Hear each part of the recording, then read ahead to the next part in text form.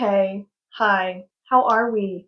We are using my microphone today, but I have found that when I clip it on my clothing, I sound a little muffled. So we're testing it on my little nightstand that you guys are sitting on because I don't have a camera holder. Why would I? Shh, shh, that's for professionals.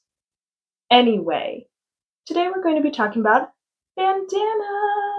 So I historically have been only making bandanas. It's called the Pico bandana from Passionate Kelsey. And I just haven't made any other bandanas historically. I've tried a few times, but it just hasn't happened. So, oh, you know what? I'm actually missing a bandana. Okay, hold that thought because I have another bandana somewhere. Hang on. Sorry, my apologies. My bad. Hang on. And we're back. Okay, I found the other bandana. My bad. So I've made a bunch of bandanas, 5 to be exact. I've made them through the past week, and I kind of just tested out new free patterns to see what I liked, what I wanted. I don't think I'll be making any of these anytime soon, but I do have a vending opportunity coming up this spring, which I've already signed up for. So I figured putting some bandanas that have some variety to them on my table probably isn't that bad of an idea. But I wanted to share my research and my findings with you.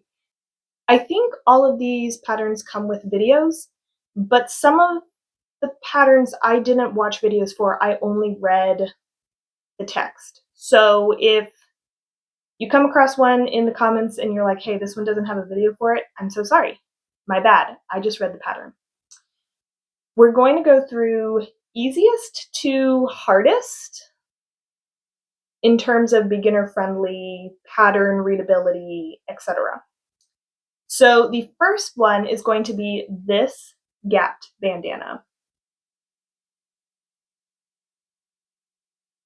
All of the yarn that I used is either I Love This Cotton or similar to I Love This Cotton in the fact that it's about 4 weight, it's cotton, kind of sporty feeling, it's all soft, all easy to use, etc.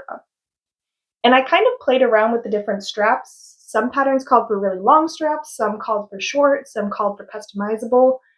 I did kind of what the standard pattern said to do, or I played around with the sizing. I haven't woven in my ends yet, sorry. But yeah, so this one, easiest. It's super duper easy. It's double crochet and single crochet. I'm pretty sure you're not really doing anything totally crazy by any means, and you can make this as big or as small as you want. So this is the first one. I don't have any of the names for these memorized, so sorry. The second one is Granny Square. I would say arguably this one and the first one are probably similar easiness-wise, but again, didn't weave in my ends. But this one, super duper fun, and you can make this one really big if you want to. I made like the standard size, but yeah, you could really make this big or small. So that's how this one came out. It almost is like a eating. All right, next. This one, the pattern called for thinner yarn, like finger weight yarn, and a smaller hook. I think this pattern would work better with the thinner weight and the smaller hook because it looks fine. I really like how it came out, but if you look at the original pattern and like the example photos, theirs just looks a lot more pristine. And because of the give and the flexibility in my cotton and in the weight and in the size of my hook, it does just kind of make these circles not look as clean, essentially. So that's this one. It looks pretty intimidating, but in all honesty, it's very, very easy to make.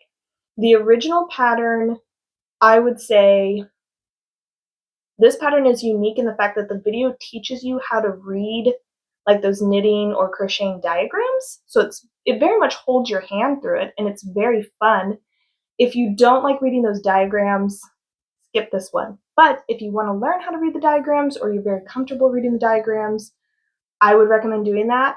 I basically, at some point in the video, she shows the entire diagram, and I screenshot that and then worked off of that after I got to so many rows into the pattern, because it's a repeating pattern.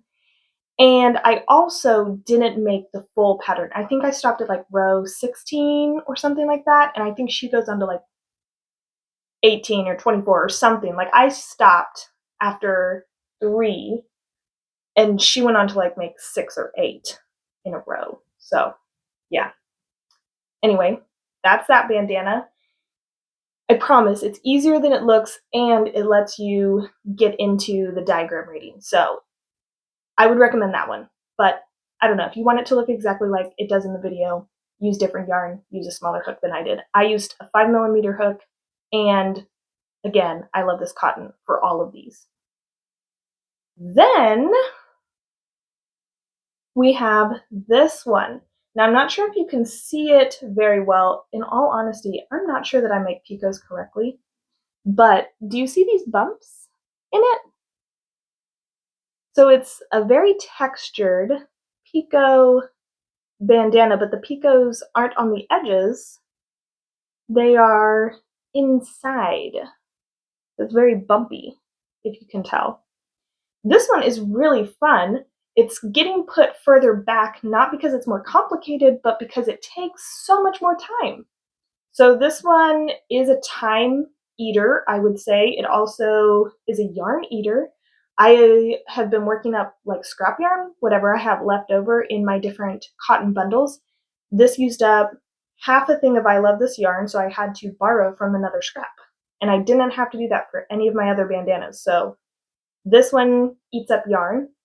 And yeah, I think if you used like a lighter solid color, the picots would show up better. But like with this color changing yarn, you can't see the picots very well. You can if you lay it flat, which I guess is good because it'll be on, your head, so you'll see them. But anyway, that's that one. And finally, the last one. This one, by far the most complicated, not in terms of like the stitches, but just because the pattern, I only found a video tutorial for this, and it's a little bit difficult to follow along at first. I think if you're a beginner, you shouldn't do this bandana. I think you should do other patterns. But if you are more advanced, you're very familiar with crocheting, I think you're fine to follow this one. The video is just a little bit harder to follow than some of the other tutorials.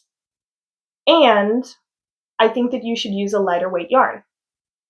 So this one is super duper pretty. It's very lacy. It came out smaller than I thought it would. And I think that just has to do with me trying to compensate for the fact that I was using a bigger hook, a heavier yarn than she was. So I didn't cast on as many stitches. And yeah, it came out smaller than I kind of wanted it to. But it's still cute. I did change the edge of it.